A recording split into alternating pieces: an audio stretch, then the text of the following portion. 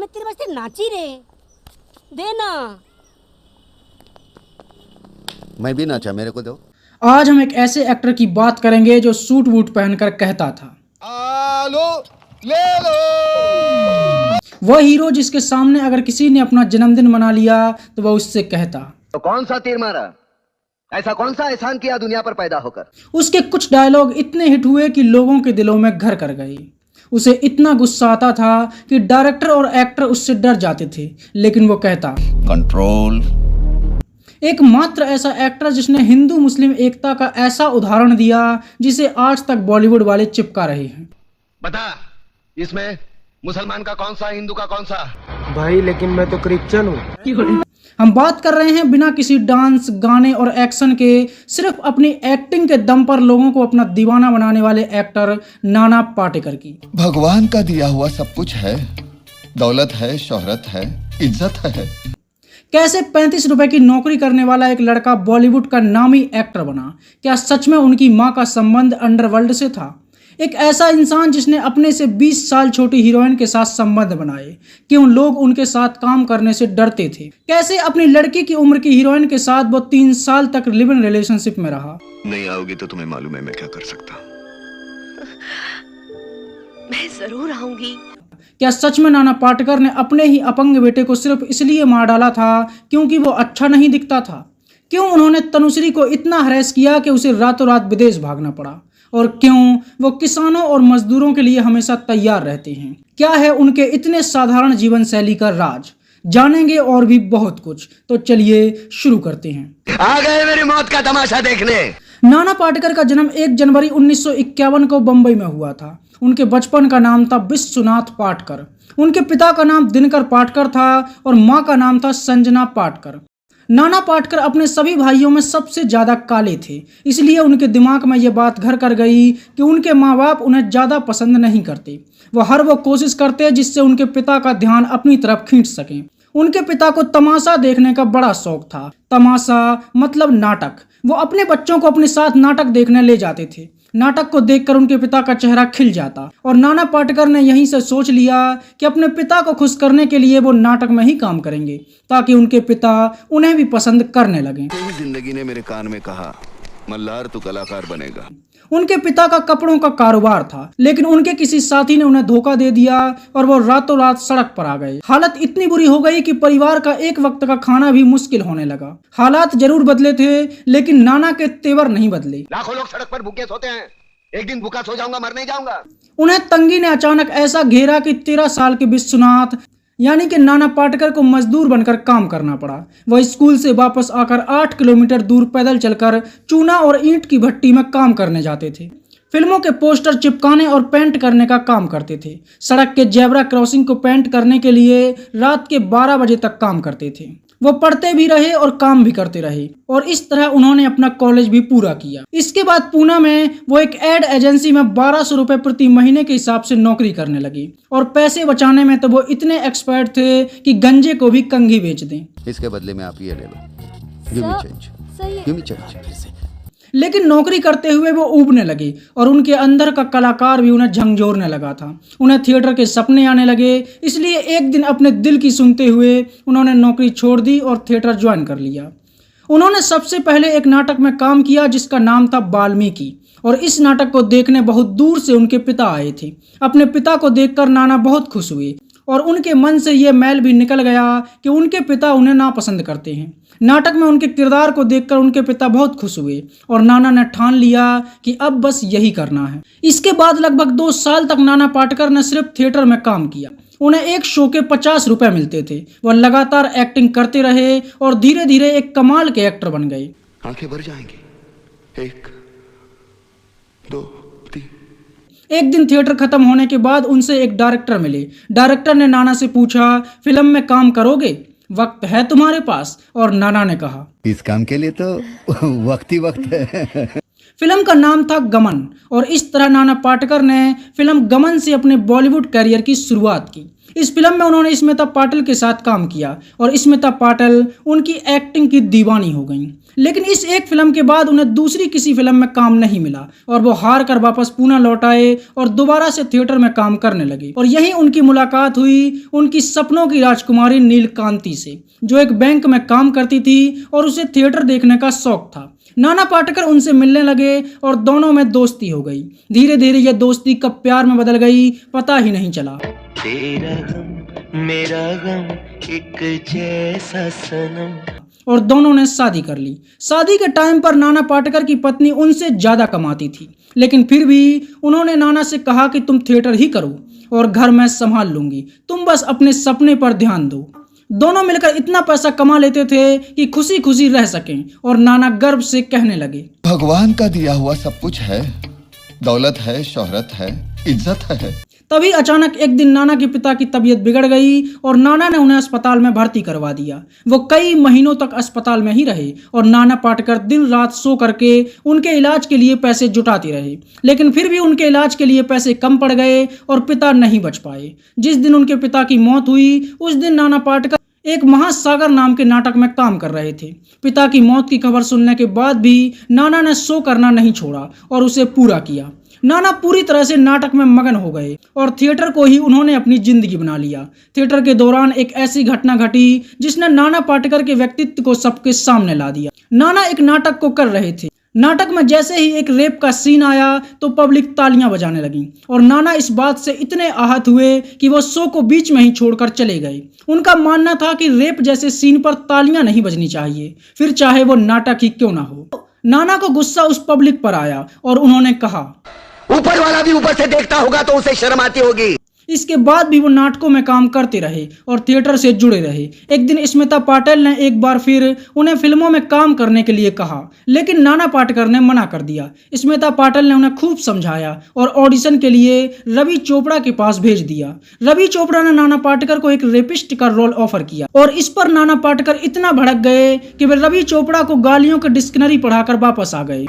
Please मेरे साथ आइए, प्लीज मेरे साथ आइए। हाँ, जब नहीं आता। स्मिता पाटिल ने रवि चोपड़ा को समझाया और नाना को मेन विलन का किरदार मिल गया। फिल्म का नाम था आज की आवाज और इस तरह एक बार फिर नाना फिल्म में नजर आए और इस बार उनकी एक्टिंग ने सभी का ध्यान खींचा। कहते हैं बम्बई की पुलिस बड़ी काबिल है, उसके बावजूद भी नहीं पकड़। नाना पाटेकर को फिल्मों में काम मिलने लगा और इसके बाद नाना पाटेकर ने प्रतिघात, अंकुश और मोहरे जैसी फिल्मों में काम किया, लेकिन इन फिल्मों से नाना पाटेकर को कोई खास पहचान नहीं मिली। 90 के दशक में टीवी पर आने वाला एक एनिमेशन सीरियल जंगल बुक को कौन भूल सकता है। हर बच्चे की जुबान पर उस समय मोगली का नाम होता था और इस सीरियल में शेर खान की आवाज बने थे नाना पाटेकर। जब तक मुझे वो इंसानी पिल्ला नहीं मिलता ये इलाका मेरा है, समझदारी तो रास नहीं आई ना तुम्हें। इसके बाद नाना पाटेकर को एक फिल्म मिली परिंदा, जिसमें अनिल कपूर और जैकी श्रॉफ जैसे दिग्गज कलाकार थे। नाना पाटेकर को फिल्म में अनिल कपूर के बड़े भाई का किरदार मिला था। फिल्म की शूटिंग शुरू हुई और कुछ शूटिंग होने के बाद अचानक से अनिल कपूर ने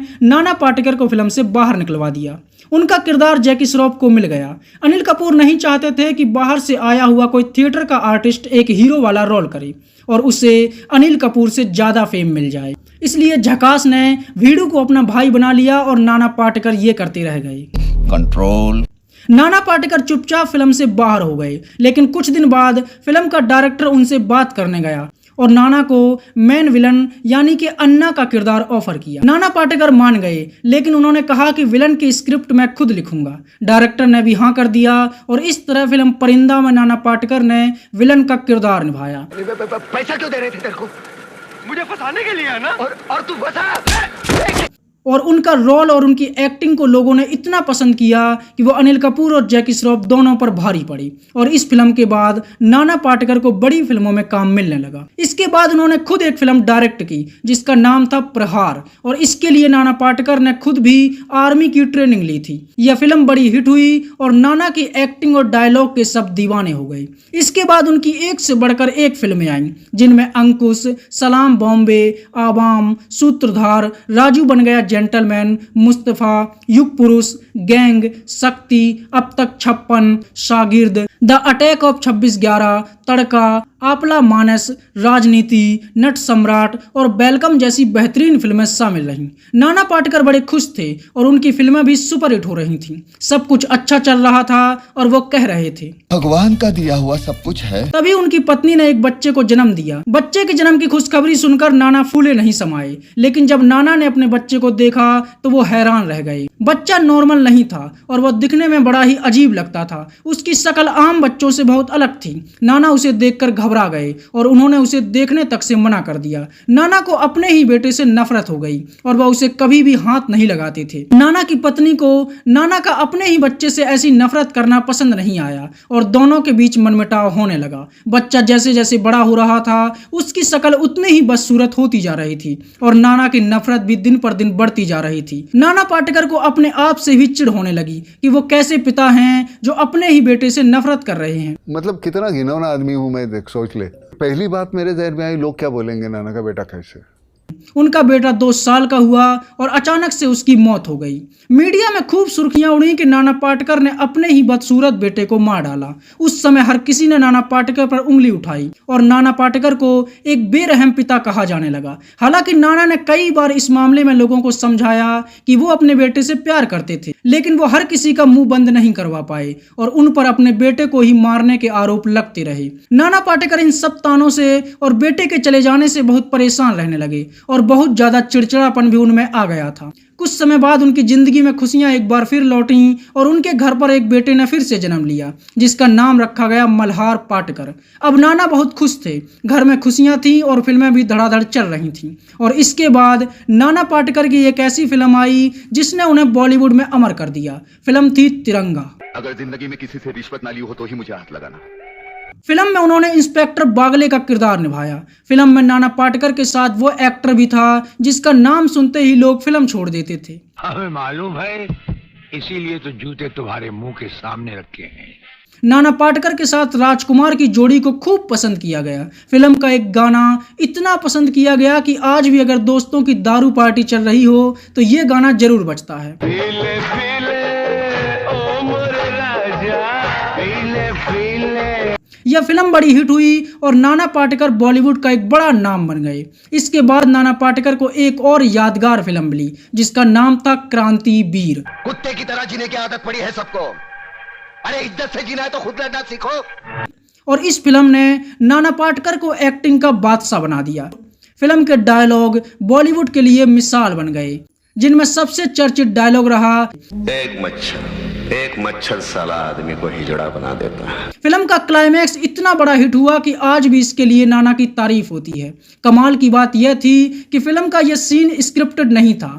आ गए मेरी मौत का तमाशा देखने, अब मुझे लटका देंगे, जुबान ऐसी बाहर आएगी। बल्कि यह पूरा का पूरा सीन नाना के मन के अंदर की भड़ास थी जिसे उन्होंने बिना लिखे ऑन सेट पर ही बोला था। यह फिल्म बड़ी हिट हुई और हर कोई नाना का फैन हो गया, लेकिन इसी बीच अपनी पत्नी से नाना पाटेकर की बिगड़ने लगी और वह उसे परेशान करने लगे। धीरे धीरे यह लड़ाई इतनी बढ़ गई कि नाना अपनी पत्नी से अलग रहने लगे। इसी साल नाना पाटेकर ने एक साथ 2 फिल्मों में काम किया। पहली थी खामोशी द म्यूजिकल और दूसरी थी अग्नि साक्षी। दोनों ही फिल्मों की हीरोइन मनीषा कोइराला थी। जहां फिल्म खामोशी में मनीषा ने नाना की बेटी का किरदार निभाया तो वहीं अग्नि साक्षी में वो नाना की पत्नी बनी और खामोशी में बेटी का किरदार निभाते हुए ही मनीषा नाना पाटेकर की दीवानी हो गई। नाना पाटेकर मनीषा कोइराला से लगभग 20 साल बड़े थे, लेकिन फिर भी मनीषा नाना के प्यार में पड़ गईं और फिल्म अग्नि साक्षी के दौरान दोनों एक दूसरे के इतने करीब आ गए कि उन्होंने एक साथ रहने का फैसला कर लिया।